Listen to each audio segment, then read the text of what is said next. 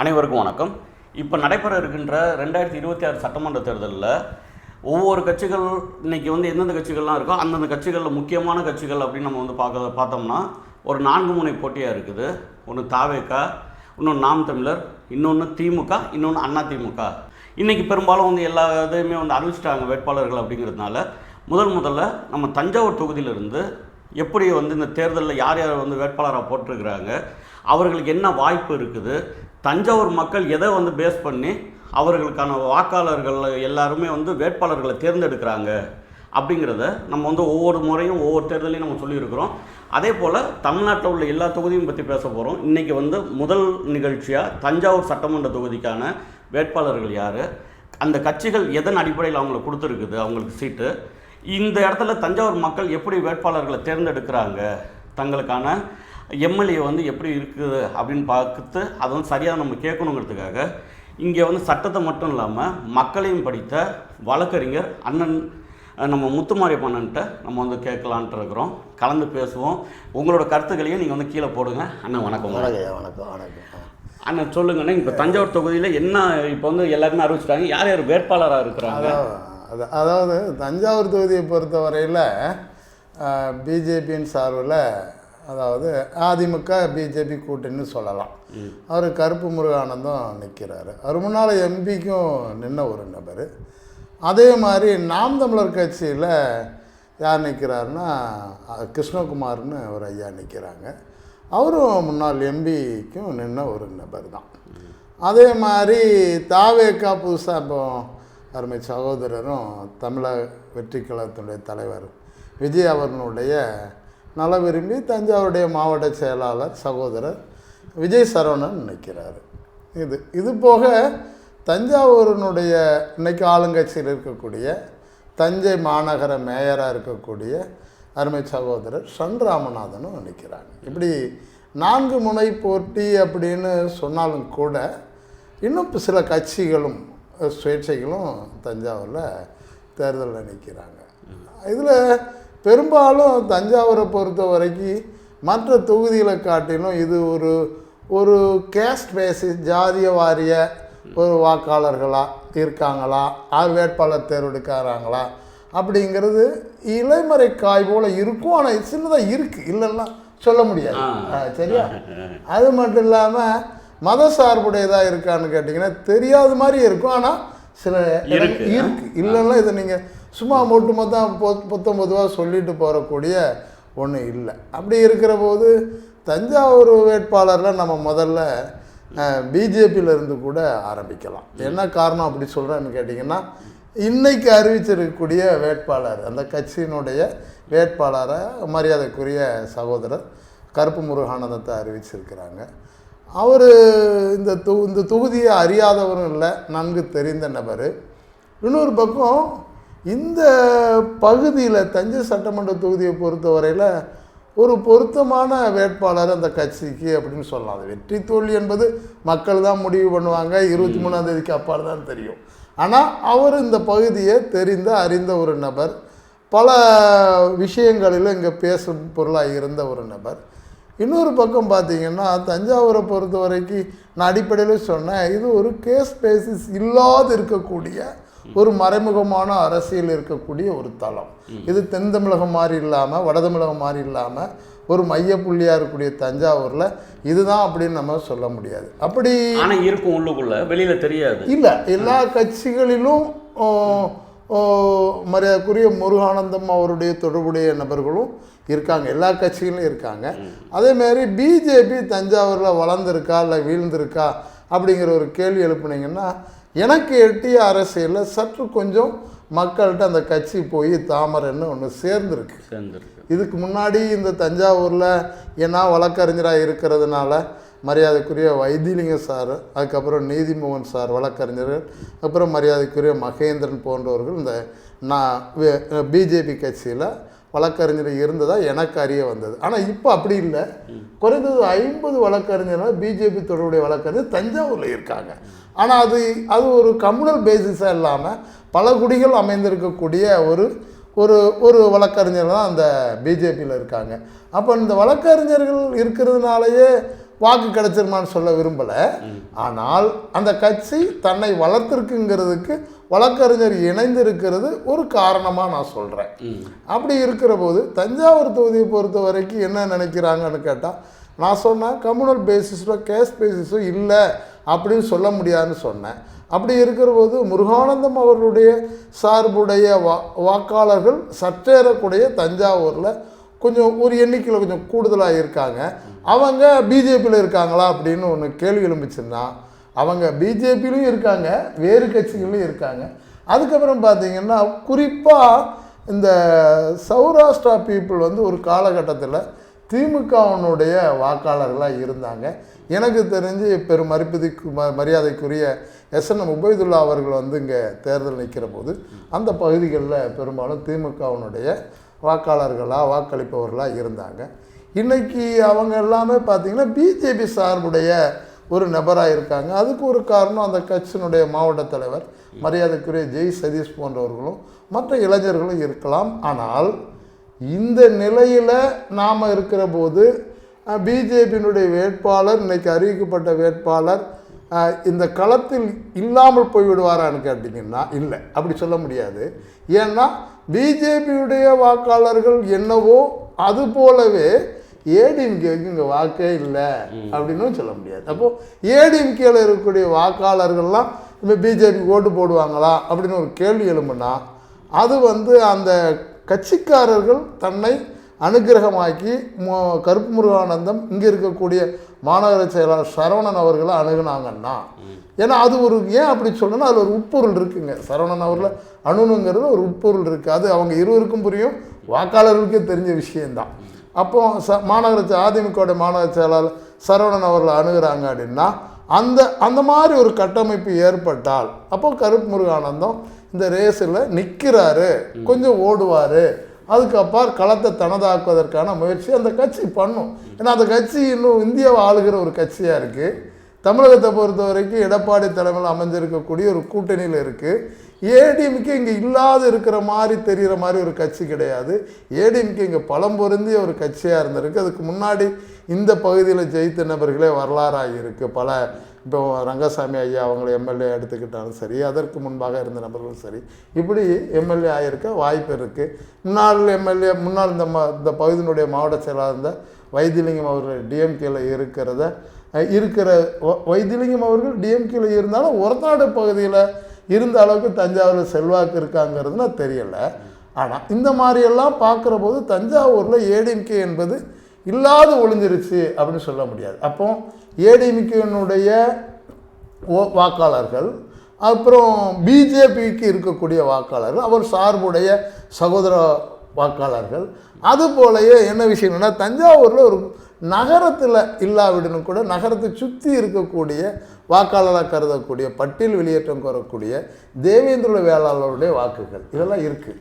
அவங்க கொஞ்ச நாளாகவே இந்த பட்டியல் வெளியேற்றம் குறித்து தேவேந்திர வேளாளர் அப்படின்னு ஒரு அரசாணை கொடுத்தது குறித்து அந்த இளைஞர்கள் மத்தியில் பெரும் பேச்சு இருக்குது. அவங்க பட்டியல் வெளியேற்றம் பிஜேபி வந்தாலோ இல்லை தமிழகத்தில் முதல்வர் எடப்பாடியார் வந்தாவோ நடக்கலாம் அப்படிங்கிற ஒரு எண்ணம் இருக்கிறதுனால அந்த வாக்குகளும் ஓரளவு படித்தவர்கள் மத்தியில் அது கிடைக்க வாய்ப்பு இருக்குது. அப்போ இந்த நிலையில் பிஜேபியினுடைய இந்த ரேஸ் அப்படியே நிற்குமான்னா கொஞ்சம் தூரம் ஓடும். இன்னும் ஓட வைக்க வேண்டிய சூழல் ஏடிஎம்கே, அதுக்கப்புறம் அருமை சகோதரர் முருகானந்தம் சார்புடைய நபர்கள், சௌராஷ்டிரா வாக்குகளுடைய எண்ணிக்கை கூடுதல், அதுக்கப்பால் பட்டியல் வெளியேற்றம் கோரக்கூடிய இளைஞர்களை முருகானந்தம் அவர்கள் இந்த வேட்பாளர் முருகானந்தம் அவர் அரவணைத்து செல்வது, இப்படியெல்லாம் இருந்தால் அப்போ அந்த ரேஸில் அவங்க போகிறதுக்கு வாய்ப்பு இருக்கு. அப்படி இது மட்டும் இல்லாமல் இதுக்கு நேர் எதிராக அப்படின்னு எடுத்துக்கிறலாம், இல்லை ஏடிஎம்கேக்கு எதிராக அப்படின்னு எடுத்துக்கிறலாம், இல்லை மதச்சார்பின்மையினுடைய அமைப்பாக கருதக்கூடிய ஒரு கட்சியாக திமுக தன்னை அடையாளப்படுத்துகிற வேட்பாளராக மரியாதைக்குரிய அருமை சகோதரர் சன் ராமநாதன் இருக்கிறாரு. அவரும் ஒன்று இந்த மாநகராட்சியை பொறுத்த வரையில் நிறைய விவரங்களை செய்திருக்கிறாரு, நிறைய பணிகள் செய்திருக்கிறாரு. அவரை தொடர்பு கொள்ளும்போது ஒரு ஈஸியாக தொடர்பு கொள்ளக்கூடிய ஒரு நபராக இருக்கார். ஆனால் அது மட்டும் இங்கே போதுமா அப்படின்னு கேட்டிங்கன்னா, சமூக நீதியை கருதக்கூடிய திமுகவில் சன் ராமநாதன் அவர்களுக்கு சீட்டு ஒதுக்கினதை திமுகவில் இருக்கக்கூடிய பெருந்தலைவர்களெல்லாம் விரும்புவாங்களா அது எனக்கு தெரிஞ்சு கொஞ்சம் சற்றேறக்குறை கொஞ்சம் இடர் இருக்கிற மாதிரி எனக்கு தோணுது. ஒரு காலம் அது உண்மையாக இருந்துச்சுன்னா அது ஒரு பக்கம். ஆனால் திமுகவினுடைய இந்த 5 ஆண்டுகள் ஆட்சியினுடைய நிலைப்பாட்டில் தஞ்சைக்கு செய்திருக்கக்கூடிய சிறப்பான பணிகளை முன்னிறுத்தி செய்யணும் அப்படின்னு கேட்டிங்கன்னா, தஞ்சாவூரில் எனக்கு தெரிந்து சட்டமன்றத்தில் சட்டக்கல்லூரி கேட்டு பல முறை முன்னாள் சட்டமன்ற உறுப்பினர் சட்டசபையில் பேசியிருக்கிறாரு. ஆனால் அது குறித்து இதுவரையில் எந்த தகவலையும் மனு முதல்வர் அவர்களோ திமுக ஆட்சியாளர்களாலோ கொண்டு வரப்படலை. அப்போது இன்னொரு பகுதி கேட்டிங்க அப்படின்னு கேட்டிங்கன்னா, நம்ம பழைய நீதிமன்றத்தில் இருக்கக்கூடிய கட்டடங்களுக்கு பின்பாக பூசாலாம் கட்டடம் கட்டிக்கிட்டு இருக்காங்க. அந்த பகுதியிலே ஒரு சட்டக்கல்லூரி கொண்டு வந்திருந்தா அந்த நீதிமன்றத்தில் என்ன அப்படின்னு கேட்டிங்கன்னா, திராவிட கழகத்தில் இருந்த பல பேர் அங்கே என்னென்னா வழக்கறிஞராக தொழில் செய்திருக்காங்க. அது ஒரு பெரிய வாய்ப்பாக இருந்திருக்கும். அந்த மாதிரி விஷயங்களை எல்லாம் திமுக அரசு செய்யாததனுடைய விளைவு. அதுக்கு அப்பால் திமுக அரசு இந்த தஞ்சை சட்டமன்ற தொகுதிக்கு செய்த செயல்பாட்டை பொறுத்து தான் வாக்குகளா என்றால் அப்படி இல்லை. ஏன்னு கேட்டால் திமுக இங்கே ஒரு மிகப்பெரிய கட்சி தஞ்சாவூரில் என்ன. ஆனால் வேட்பாளரை இந்த ஜனங்கள் ரசிப்பாங்களா அப்படின்னு கேட்டால், மேயராக ஒரு பதவியில் இருக்கிறவருக்கு கொடுக்க வேண்டிய அவசியம் இருக்கா? அவர் தான் பதவிக்காலம் முடியலையே. அப்போ பதவியில் இருக்கக்கூடிய நபருக்கே ஒரு சட்டமன்ற உறுப்பினராகும் தகுதி கிடைக்கப்படுது அப்படின்னா, அந்த கட்சியில் இவ்வளோ காலமாக கட்சி பணி செய்த, கட்சி களமாடிய, கட்சிக்காக தன்னை இழந்த, கட்சிக்காக சொத்தை இழந்த பல நபர்களுக்கு அது சின்னதாக இலைமறை காயோட சின்ன இடர் இருக்கும். அப்போது அது ஒரு பக்கம். அதுக்கப்புறம் நான் சொன்னேன், இங்கே கேஸ்ட் அண்ட் கம்யூனல் பேசிஸ் அரசியல் இருக்கான்னா மறைமுகமாக இருக்கும். அப்படி ஒரு சூழல் ஏற்பட்டால் அது அவருக்கு பின்னடைவை ஏற்படுத்துமா அப்படின்னு கேட்டால், அவர் களமாடுகிற நபர்கள் மட்டும் இல்லாமல் தஞ்சை மாவட்டத்தில் இருக்கக்கூடிய திமுகவின் மூத்த தலைவர்களுடன் இணக்கமாக போய்கிட்டே இருக்கணும். போய்கிட்டே இருந்தால் இல்லை அவங்களை இணக்கப்படுத்திட்டு போனால் அது மிகப்பெரிய அந்த களத்தில் அவர் முன்னாடி தான் ஓடுறாரு. அதில் ஒன்றும் அவரை காலை இழுத்துட்டு போகிற சூழலில் யாரும் இல்லை. ஆனால் இன்னும் வேகமாக ஓடணும்னா அவர் என்ன பண்ணால், முன்னாள் சட்டமன்ற உறுப்பினர்கள், அதே மாதிரி இன்னைக்கு இருக்கக்கூடிய பாராளுமன்ற உறுப்பினர், அப்புறம் முன்னாள் பாராளுமன்ற உறுப்பினர், அதே மாதிரி இந்த கட்சியினுடைய பெரும் மாவட்ட பொறுப்பாளர் இருந்தவங்களெல்லாம் இந்த தஞ்சாவூரில் இருக்கக்கூடிய மாவட்ட பொறுப்பாளர்கள், பாராளுமன்ற உறுப்பினர்கள், முன்னாள் அரவணைச்சு போய் சந்திச்சு அப்படி அது மட்டும் போதுமானா அவங்கள ஒரு கால் இவருக்கு எதிராக அவங்க திரும்புவாங்கன்னு சொல்ல வரல. ஆனால் அவங்களோட ஒத்துழைப்பு இல்லாமல் இந்த களம் வேகமாக ஓடுமான்னா உறுதியாக அது குதிரை வேகத்தில் போயிட்டுருக்கு திமுக தஞ்சாவூரில்.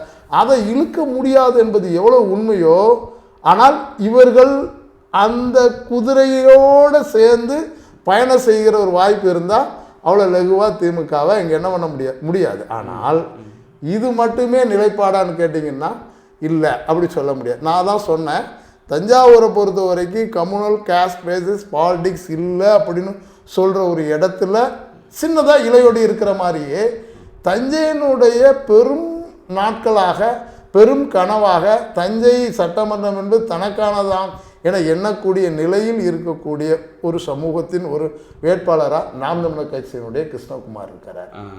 சரியா? அப்போ கிருஷ்ணகுமாருக்கு இப்போது என்ன அப்படின்னு கேட்டிங்கன்னா, நாம் தமிழர் கட்சி தஞ்சாவூரில் சுமார் 20,000 வாக்குகள் பெற்று இருக்குது எம்எல்ஏ எம்பி பகுதிகளில். அப்போது அந்த தேர்வுகளை பொறுத்த வரையில் நமக்கு என்னென்னு கேட்டால், இப்போ இப்படி இருக்க 20,000 ஓட்டு இருக்க அவங்களுக்கு அருமை அண்ணன் சீமான் அவர்கள் சொல்கிற மாதிரி ஜாதி ஓட்டு எனக்கு தீட்டு அப்படின்னு சொல்கிறாரு. அது ஒரு பக்கம் தமிழக அளவில் அது ஒரு பெரிய சிறப்பான வார்த்தை, எனக்கு தேவையில்லைங்கிறத அவர் மறுப்பு சொல்கிறாரு. ரொம்ப சரியானது. தஞ்சையினுடைய மையப்புள்ளியாக இருக்கக்கூடிய அரசியலை பொறுத்த வரைக்கும் இதெல்லாம் சின்ன சின்ன தேவைகளை நிவர்த்தி பண்ண, இப்போ ஒரு உறவு மாமா மச்சாங்கிற மாதிரி சின்னதாக அது தேவைப்படும். அப்போ இந்த இடர்பாட்டை களைகிற வாய்ப்பாக இருக்கக்கூடியது கிருஷ்ணகுமார் அவர்கள் இங்கே சரியான முயற்சி செய்து சரியான நபர்களை தொடர்பு கொண்டு அவர்கள் வழியில் ஒரு சின்ன முயற்சி பண்ணால் அவரும் இந்த களத்தில் இந்த ரெண்டு நபர்கள் ஓடிக்கிட்டு இருக்கிற குதிரையோட 3வது குதிரையாக என்ன பண்ணலாம், வீச்சா போக ஒரு வாய்ப்பு இருக்குது. ஆனால் அவர் அதுக்கான களம் நோக்கி போயிட்டுருக்கிறாராங்கிறது அவர் நேரடியாக தொடர்பு கொண்டா தெரியலாம், இல்லை அந்த அன்பு சகோதரர் நாம் தமிழர் கட்சியினுடைய பொறுப்பாளர்களை நம்ம கேட்டு தெரிஞ்சுக்கலாம். ஆனால் என்னென்னா அவருக்கு நல்ல ஒரு வாய்ப்பாக எப்படி அருமை சகோதரர் கருப்பு முருகானந்தம் அவர்களுக்கு இருக்கக்கூடிய அந்த வாக்கு வங்கி எந்த இடத்துல இருந்து இருக்குங்கிறத உங்களுக்கு சொன்ன மாதிரியே சன்ராமநாதன் அவர்களுக்கு திமுகங்கிற சமூக நீதி கட்சி என்று சொல்லக்கூடிய கட்சியினுடைய வாக்காளர்கள் எப்படி இருக்காங்கன்னு சொன்ன மாதிரியே அதே மாதிரி நாம் தமிழருக்கு இருக்கக்கூடிய 20,000 வாக்குகள் தவிர்த்து இன்னும் பல ஆயிரம் வாக்குகள் தஞ்சையில் இருக்கு. ஆனால் அதை அறுவடை செய்கிறதுக்கு அவர் என்ன பண்ணால் சரியான முயற்சியை வடிவமைக்கணும். அந்த வடிவமைப்பை ஏற்படுத்த முயற்சி பண்ணினா அவரும் அந்த அந்த அந்த குதிரையானது ரொம்ப வேகமாக இந்த 2 குதிரையை தாண்டி போகுமா அப்படிங்கிறது 23ஆம் தேதிக்கு அப்பால் பார்த்துக்கிறோம். ஆனால் குதிரை ஓடும், இந்த குதிரை ஓடும். இந்த தாண்டி என்ன கேட்டிங்கன்னா தமிழக வெற்றி கழகம் அருமை சகோதரர் விஜய் அவர்களால் ஆரம்பிக்கப்பட்ட புதிய கட்சியாக இருந்தாலும் அருமை சகோதரர் விஜய் சரவணை பொறுத்த வரைக்கும் எனக்கு நன்கு அறிமுகமான நபர், நேரடியாக தொடர்புடைய நபர், அன்பரை பொறுத்த வரையில் தொடர்ந்து ஆப்பில் இந்த ராஜா மிராஸ்தார் மருத்துவமனையில் மதிய உணவு வந்து கொடுத்துக்கிட்டே வர்றாரு. இந்த இலவச உணவு, அதாவது அது எப்படி சொல்லுன்னு தெரியல, விலையில்லா உணவுங்கிற பேரில் எல்லா ஒரு ஏதோ ஒரு வகையில் யாரோடைய பிறந்த நாளோ இல்லையானா யாரோட திருமணாலோ நல்ல நாட்களை அவர் அந்த நபர்கள் தொடர்பு வைக்கிற நபர்கள் மூலமாக அதை செஞ்சுட்டு வர்றாரு. அது ஒன்றும் சாதாரண பணியெல்லாம் கிடையாது. சுமார் 2-3 ஆண்டுகளாக இருக்கும்னு நினைக்கிறேன். அது கூட இருக்கலாம், எனக்கு கேட்டு 2-3 ஆண்டுகளாக இருக்கும். அப்படி செய்கிற அந்த ஒரு விஜய் ரசிகர் மன்றம் என்பதை தாண்டி விஜய் ஒரு கட்சி ஆரம்பித்து அரசியல் தலைவராகி பல்வேறு மாவட்டங்களில் கூட்டம் நடத்திட்டு வர்றார். தஞ்சாவூர்லையும் கூட்டம் நடத்தி இருக்கிறாரு.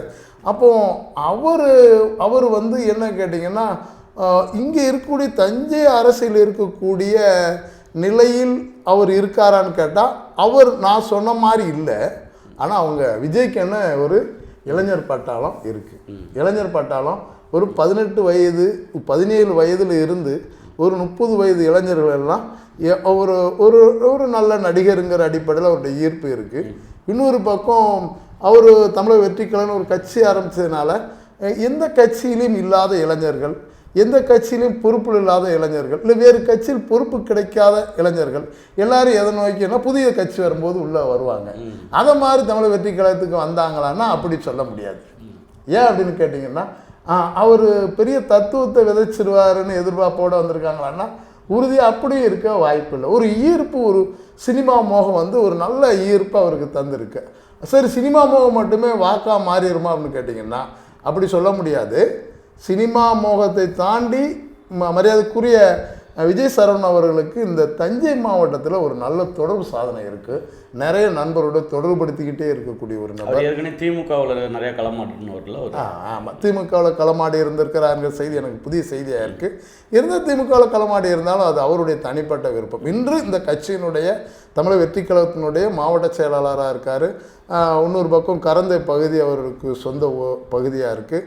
கரந்தை என்பது அவருக்கு நல்ல அரசியல் தலைமைக்கு ஒரு திராவிட கழகம் பெரிய அளவில் வளர்ந்த ஒரு இடம். உமாமகேஸ்வரனார் அந்த பகுதியில் கரந்தை தமிழ் கல்லூரி வச்சு நடத்திக்கிட்டு இருந்த இடம். அதே மாதிரி அங்கே இன்னும் நிறைய நபர்கள் கரந்தையில் அரசியல் ஜாம்பவான்களாக இருந்த இடத்துலேருந்து வந்திருக்கிறார். ஸோ அவருக்கு அரசியலும் தெரிந்த ஒன்று தான். இன்னும் அவர் இந்த களத்தில் இருந்து வேகமாக ஓடுவாரான்னு கேட்டிங்கன்னா நான் சொல்கிறது 17 to 30 வயதுக்கு உட்பட்ட நபர் இளைஞருடைய வாக்குகள் அவங்களுக்கு கிடைக்க வாய்ப்பு இருக்கான்னா இருக்குது. அந்த 17 வயதுலேருந்து 30 வயதுக்கு உட்பட்ட இளைஞர்களுடைய தாப்பனாரோ மாமானோ மச்சானோ ஏதாவது ஒரு கட்சியில் பொறுப்பாளராகவோ இல்லை உறுப்பினராகவோ இருக்கும்போது அந்த இடர் இருக்குது. ஆனால் அவங்க இந்த களமாடுவது, இந்த தேர்தல் நிற்பது என்பது வெற்றிகரமான பயணமாகுமான்னா அது சொல்ல முடியல. ஆனால் அவருடைய தஞ்சையில் அவர் செய்த பங்களிப்பு இருக்குது, விஜய் சரவணன் என்ற தனிநபர் பங்களிப்பு இருக்கு இல்லையா, அது வந்து அவர் வெற்றியை நோக்கி அழைத்து போகிறதுக்கான சின்ன வாய்ப்பாக இருக்கலாம். எதுவாக இருந்தாலும் தஞ்சாவூரை பொறுத்த வரையில் 4 கட்சிகள் நின்று இருந்தாலும் இப்பொழுது இன்னும் பல சிறு அமைப்புகள், குறு அமைப்புகள், அது மாதிரி சுயேட்சை வேட்பாளர்களாக நிற்கிற போது தஞ்சையில் இருக்கக்கூடிய வாக்காளர்களுடைய எண்ணிக்கை எவ்வளோ இருக்கிறதோ அதில் 70% வாக்குகள் தான், இல்லை 80% வாக்குகள் தான் இந்த அதாவது நான் சொல்கிறது ஓட்டு போட்டு இருக்கக்கூடிய பெட்டியில் விழுந்திருக்கக்கூடிய பட்டன் அழுத்தப்பட்டிருக்கக்கூடிய வாக்குகளில் 80% வாக்குகளை இந்த 4 கட்சிகளும் எடுத்து செல்லும். மற்ற ஒரு 20% வாக்குகள் என்பதை பொறுத்த வரையில் இன்னும் அருமை சகோதரர் முரளி அவங்க அந்த ஒரு பகுதியில் எலெக்ஷனில் நிற்கிறாங்க. பிஜேபியோட மாவட்ட துணை தலைவராக இருந்தவர் சுயேட்சையாக நிற்கிறதா கூட முகநூல் இணையதளத்தில் வருது. அது ஊர்ஜிதமானதாக இருந்தால் அவரை நாம் வாழ்த்தலாம், அதில் ஒன்றும் தவறில்லை. அவரும் களமாடும்போது அவர் சார்புடைய வாக்குகள், அவர் செய்த பணிகள், மேல வீதியில் எனக்கு மேலவெளி பஞ்சாயத்துங்கிறதுனால எனக்கு அவரை தனிநபராகவே ஒரு 20 ஆண்டுகளாக தெரியும். அவரும் அந்த பகுதியில் செய்த நற்பணிகளை எல்லாம் மக்கள் கூர்ந்து கவனிச்சிருக்கிறாங்க. அதனால் அவரும் இந்த களத்தில் தேர்தல் களத்தில் வெற்றி பெறுவாரா என்பதை பொறுத்தவரை அந்த தேதி தான் 23ஆம் தேதி தான் சொல்லுவோம். ஆனால் அவர் இந்த தேர்தல் களத்தில் நிற்கிறாரு. குறைந்தபட்சம் அவருக்கான அங்கீகாரத்தை பெருமளவுக்கான ஒரு வாக்குகளை அவர் பெறுவதற்கு முயற்சி பண்ணலாம். ஒரு நல்ல முயற்சி பண்ணி வெற்றி அந்த குதிரை 4 குதிரைகள் ஓடுகிற இடத்துல 5வது குதிரையாக கூட அவர் வரலாம். 5வது குதிரை ஒரு நாள் முதல் குதிரையாக கூட வரலாம். அது இன்னும் 23ஆம் தேதிக்கு அப்பால் உள்ளது. எதுவாக இருந்தாலும் களம் என்பது தஞ்சாவூர் பொறுத்தவரை இந்த 4 கட்சிகளுக்கு இருக்கிறது என்பது மட்டுமே இல்லாமல் 5வதாக நிற்கக்கூடிய சுயேட்சை வேட்பாளரும் அந்த களத்தில் இருக்கிறார்.